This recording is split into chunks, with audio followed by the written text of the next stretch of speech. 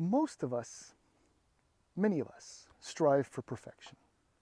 And we turn to gurus, life coaches, and the like in order to be inspired, to learn tricks, to be the best version of ourselves and attain and reach that perfection that is and will be for most people always out of reach. I myself am not perfect, never will be. I won't even try. But that doesn't mean I can't appreciate perfection. In this case, however, I'm not turning to a life coach or a guru for that inspiration to try and better myself. I turn to this car. This is a 2024 Mazda MX-5. And what is most mind-boggling about the MX-5, the Miata, is that every generation, every model year has been, in my opinion, and in just about everyone else's opinion, perfect. In fact, the ND, which was introduced for the 2015 model year, was effectively perfect. Then the RF came out, and then we got a horsepower bump thanks to an increase in the engine's red line, and it just got better. And for 2024, they made it even better. It's difficult to comprehend that such a good car can be made even better. And what I do love about Mazda, one of the greatest spokespeople for any automaker, Dave Coleman, essentially said is that they're still looking, to improve on certain things.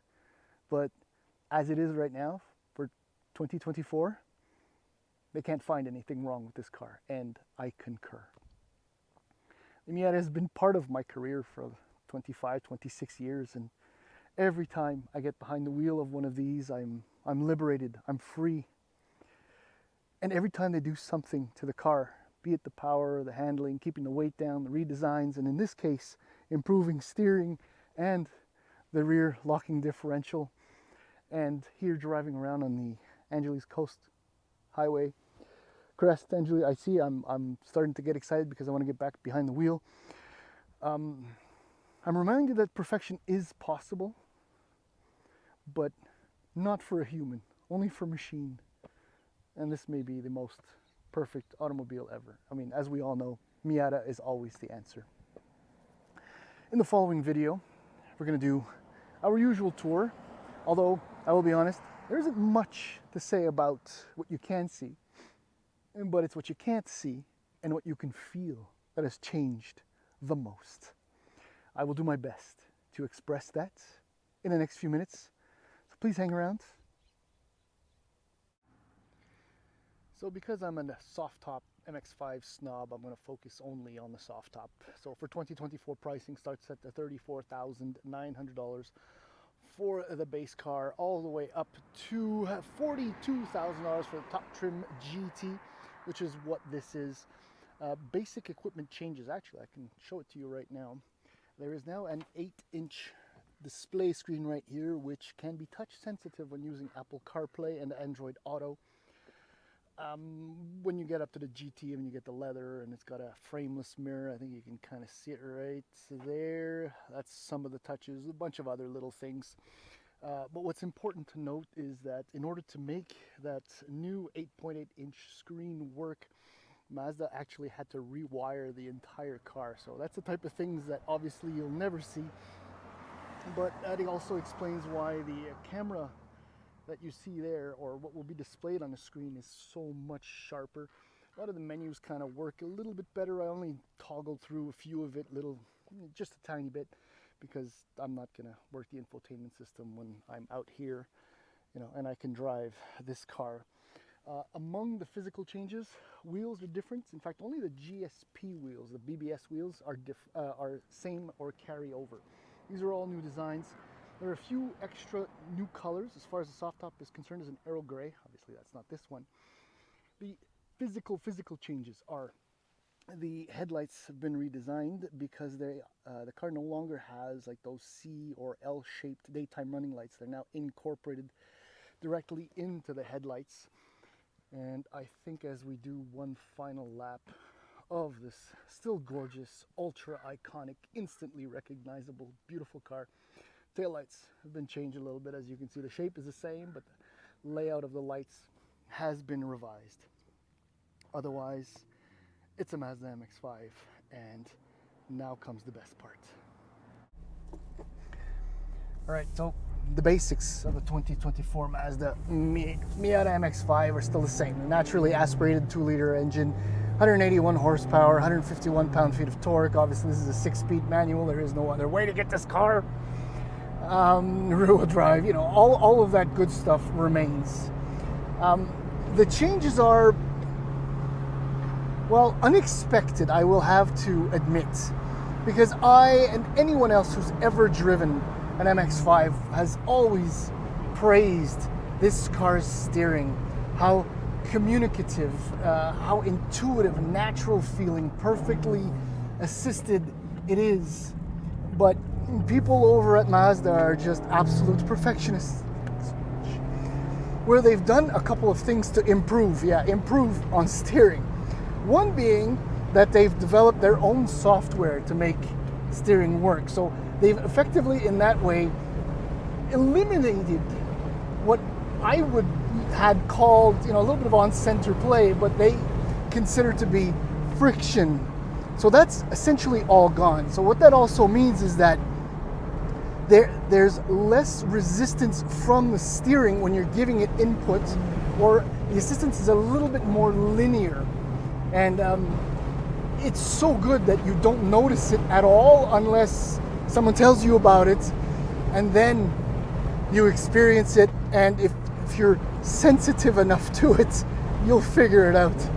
But it's dangerous. But anyway, the other thing that they did is completely revise the rear locking differential, where now the new one has a lot less preload in it.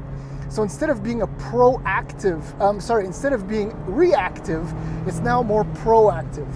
And it's centered and works with the car's yaw, so it'll impact less the way the car responds to steering inputs. The best way that I can put it is that the car, not that it feels like it steers itself, but I've never had an easier time of transmitting via my eyes to my brain, to my hands, what I want the car to do as I'm pushing it in these canyon roads.